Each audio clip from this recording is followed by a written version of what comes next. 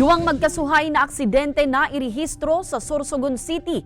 Insidente sa pool sa CCTV. Tutukan sa report ni Don Jimenez. Duwang magkasuway na aksidente ang nairehistro sa syudad ng Sorsogon. Enot na may nairehistro sa crossing kan Coastal Road kung saan imbelto digdian sarong delivery tricycle asin sarong van. Pareho subot na dai nakapreno ang duwang lunadan na naging rason kan aksidente. Sa kusog kan impact, naguyod pa kan van ang delivery tricycle antes dagos na magbaliktad. Nagsapo nin lugad sa lawas ang driver kan tricycle makalis na mahulog sa pigmamanehong lunadan.